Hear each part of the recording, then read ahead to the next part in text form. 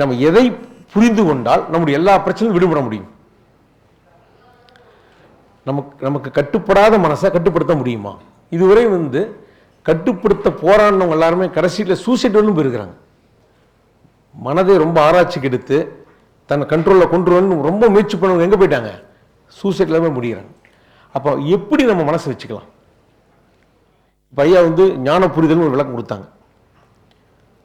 எவ்வளவோ தேடுதலுக்கு அப்புறம் கடைசியாக தியானங்கள்லாம் பண்ணிட்டு ஒரு கவசம் மாதிரி நமக்கு ஆயிரும். எவ்வளோ பிரச்சனை வெளியே இருந்தாலும் என்ன ஆயிடுறோம்?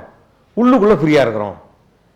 எனக்கு கோடாலி வச்சு வெட்டினா கூட என்னை கவசம் மாதிரி எனக்கு எந்த பெரிய பிரச்சனை வந்தாலும் நான் அமைதியாகவும் ஆனந்தமாகவும் இருந்தேன். ஆனால் அந்த ஆனந்த பரவச நிலையை இறக்கி வச்ச உடனே ஒரு குண்டூசி குத்துனா கூட எப்படி இருக்குது? பெரிய கடப்பாறை எடுத்து குத்துற அளவுக்கு ஆயிடுது.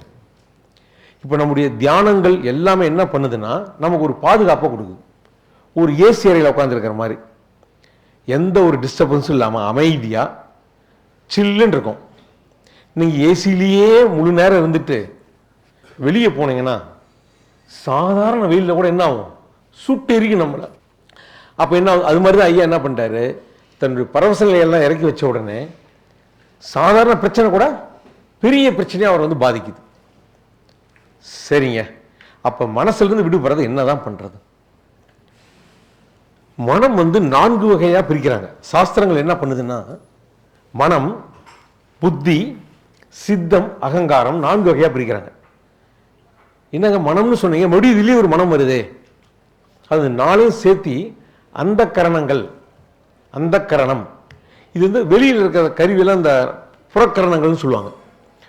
மனசை அந்த கரணம்னு சொல்லுவாங்க. அந்த கரணம்னா என்னன்னா டோட்டல் மைண்டு. டோட்டல் மைண்ட் 4 பகுதியாக பிரிக்கிறாங்க. ஒன்று மனம், ரெண்டாவது புத்தி, சித்தம், அகங்காரம். இந்த மனம் என்பது அலைபாயக்கூடியது தான், அதனுடைய கேரக்டர் அலைபாயறது தான். புத்தி என்பது என்னன்னா அந்த அலைபாயக்கூடிய மனசுல எதையாவது ஒன்றை தேர்ந்தெடுத்தது புத்தின்னு சொல்றோம்.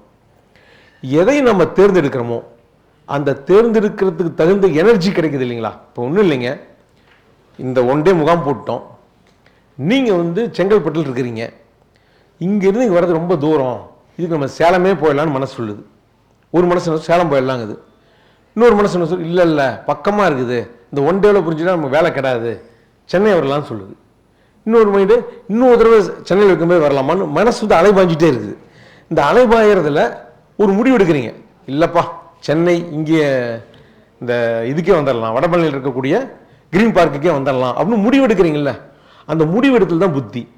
முடிவு எடுத்த உடனே என்ன பண்ணுறீங்க, எதில் போகலாம், புக் பண்ணியாச்சு, புக் பண்ணுமா, காரில் போகலாமா, இல்லை பைக்கில் போகலாமா, இல்லை யாராவது ஃப்ரெண்டை கூப்பிட்டு போகலாமான்னு முடிவு எடுக்கிறீங்கல்ல. முடிவு எடுத்து செயல்படுறதுக்கான எனர்ஜியை கொடுக்கறது சித்தம் அப்படின்னு பேர். சித்தம்னா வேற ஒன்றும் இல்லைங்க, நம்முடைய கேரக்டர் அல்லது இயல்புன்னு வச்சுக்கலாம். நீங்கள் முடிவெடுத்து செயல்படுறீங்கல்ல, நான் செய்யறேங்கிற ஒரு உணர்வு இருக்குது பார்த்தீங்களா, அது பேர் தான் அகங்காரம். நாளையும் நான் புரிஞ்சுக்கணுமாங்க, வேண்டவே வேணாம், நாளையும் தூரம் வச்சிருவோம். இதெல்லாம் வேதங்கள் சொல்லக்கூடிய விளக்கங்கள். நம்ம இதெல்லாம் விட்டுட்டு நம்ம ஈஸியாக புரிஞ்சுக்கலாம்.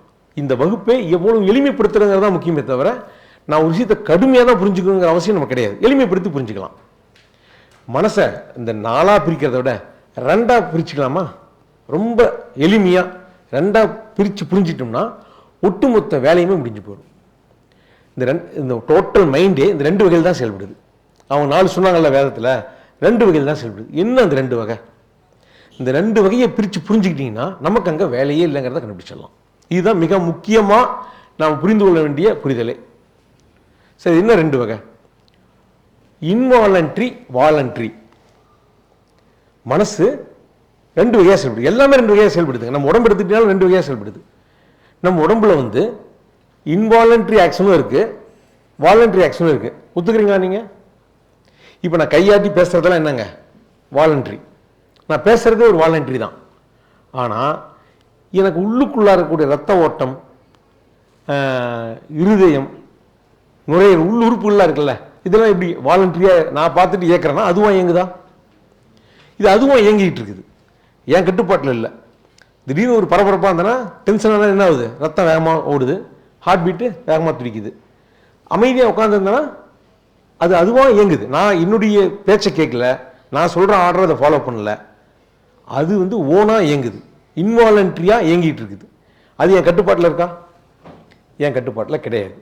ஆனால் நான் கையாட்டி பேசுறது, நடக்கிறது, போகிறது, வர்றது, உங்ககிட்ட பேசுறது நான் வாலண்டரியாக பண்ணுறேன், என்னுடைய செயல்.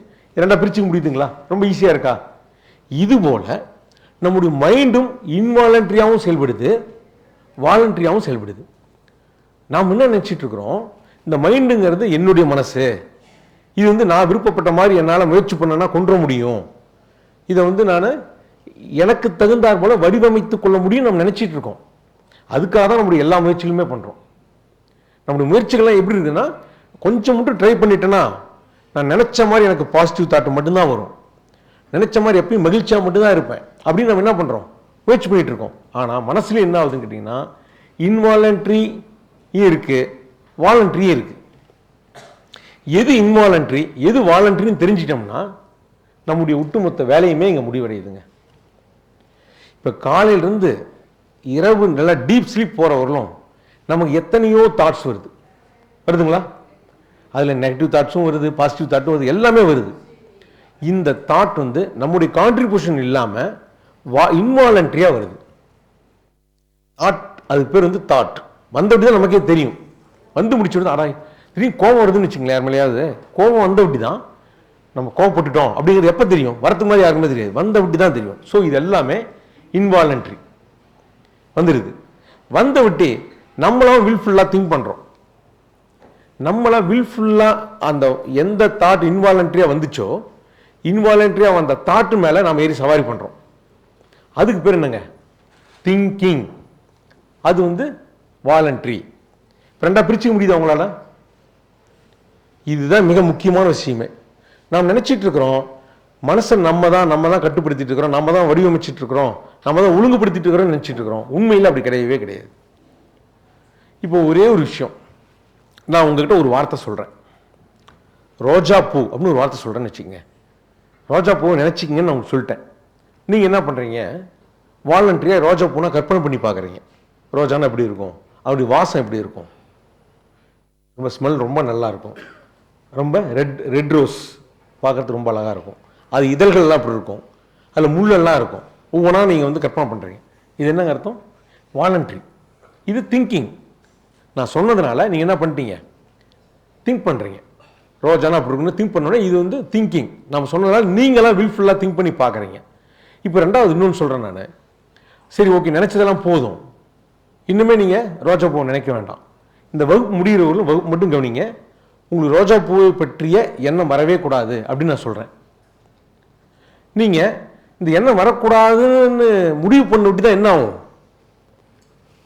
ரோஜா பூ பற்றி சொல்லக்கூடாதுன்னு சொல்லிட்டாரு. அப்போ தான் மாலையெல்லாம் கூட காட்சிக்கிறோம், எந்தெந்த மாலை அழகாக இருக்குது, ரோஜாவில் பட்டு ரோஸ் இருக்குது, இந்த ரோஸ் இருக்குது, எண்ணமெல்லாம் வந்துகிட்டே இருக்கும். இதெல்லாம் நீங்கள் வாலண்டரியாக கொண்டு வந்தீங்களா?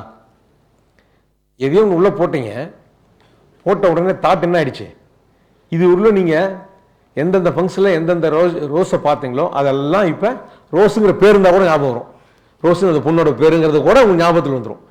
இதுதான் இன்வாலண்டரி. இப்போ நீங்கள் வில்ஃபுல்லாக நீங்களாக திங்க் பண்ணா திங்கிங், அதுவாக வந்தால் தாட், அதுவாக வர்றது பேர் என்னங்க, தாட். இந்த ரெண்டையும் பிரித்து புரிஞ்சிட்டோம்னா தாட் நம்ம கண்ட்ரோல்லையே கிடையாது. இதை தான் நம்ம புரிந்து கொள்ள வேண்டிய மிக முக்கியமான விஷயம்.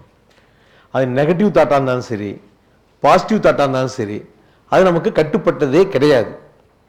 அது நம்முடைய இயல்புக்கு தகுந்தார் போல வெளிப்பட்டுட்டே இருக்கு. ஒவ்வொருத்தரும் ஒரு மாதிரி, ஒவ்வொருத்தருடைய இயல்பு ஒவ்வொரு மாதிரி இருக்கு. இப்போ நீங்கள் வந்து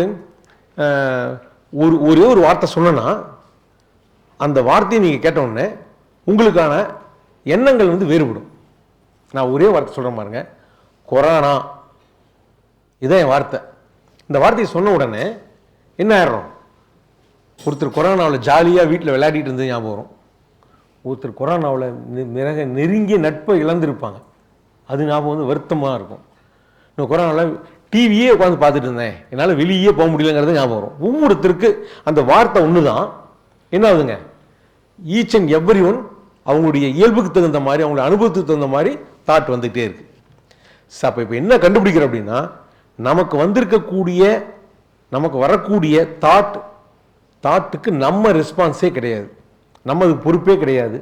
அதை நிர்வாகம் பண்ணுற தகுதியும் மாற்றி அமைக்கக்கூடிய தகுதியும் நமக்கு கிடையாது. இது ஒன்றை புரிஞ்சிட்டோம்னா நம்ம கையில் இருக்கிறது எல்லாமே என்னன்னு கேட்டிங்கன்னா திங்கிங். அது ஒன்று தான் நம்ம கையில் இருக்குது. இப்போ எத்தனையோ தாட் வருது, வந்த தாட்டெல்லாம் நம்ம திங்கிங்காக மாற்றணுமா? தேவையே இல்லை. நீங்கள் தேவையான தாட்டை மட்டும் என்ன பண்ணலாம், திங்கிங்காக மாற்றி செயல்பட்டுக்கலாம். தேவையில்லாத தாட்னா இது தாட், நமக்கு அங்கே எந்த வேலையுமே இல்லைன்னு நீங்கள் அதுக்கான முழு பொறுப்பை துறந்தால் மட்டுமே போதும். இங்கே மிக முக்கியமான விஷயம் பொறுப்பை துறத்தல் தான் முக்கியமான விஷயம். நம்ம பொறுப்பை துறந்துட்டோம்னா, அதுக்கான ரெஸ்பான்ஸ் பண்ணாம விட்டுட்டோம்னா, உண்மையில் ஒரு தாட்டோட ஆயுள் எவ்வளோன்னு கேட்டிங்கன்னா அரை வினாடி தான். நமக்கு காலையிலிருந்து இரவு வரை லட்சக்கணக்கான தாட்டு வருது. எல்லா தாட்டும் நம்ம ஞாபகத்திலே கூட இருக்காது. எந்த தாட்லாம் ஞாபகத்தில் இருக்குன்னு தெரியுங்களா? நமக்கு ரொம்ப பிடிச்ச விஷயம் ஞாபகத்தில் இருக்கும், அது மாதிரி நமக்கு ரொம்ப பிடிக்காத விஷயமும் ஞாபகத்தில் இருக்கும். நீங்கள் ரொம்ப பிடிச்சாலும் அது அட்டாச் ஆகிடுறீங்க, பிடிக்கலனாலும் என்ன ஆயிடுறீங்க, அட்டாச் ஆகிடும். இது வேண்டாங்கும் போது தான் அது இன்னும் ஸ்ட்ராங் ஆகும். ஸ்ரீ பகவத்தையா அவர்களின் 3 நாள் ஞான முகாம் ஜனவரி மாதத்தில் நடைபெற உள்ளது. நாள் 31/1/2025 வெள்ளிக்கிழமை காலை 8 மணி முதல் 2/2/2025 ஞாயிற்றுக்கிழமை மதியம் 3 மணி வரை நடைபெறுகிறது. இந்த வகுப்பில் அகம் புறம் என்றால் என்ன, மனம் புத்தி என்றால் என்ன, ஆன்மீகம், கர்மா, தியானம், ஞானம், முக்தி என ஒரு மனிதன் மகிழ்ச்சியாக வாழ தேவையான அனைத்து விஷயங்களும் சொல்லித்தரப்படுகிறது. இந்த வகுப்பில் கலந்து கொள்ள முன்பதிவு அவசியம். ஆன்லைனில் பதிவு செய்ய www.sribhagavat.com பதிவு செய்து கொள்ளுங்கள். ஆன்லைனில் பதிவு செய்ய தெரியாதவர்கள் தொலைபேசி எண்ணில் பதிவு செய்து கொள்ளுங்கள். 9992219065 முன்பதிவு செய்து உங்கள் வருகையை உறுதி செய்து கொள்ளுங்கள்.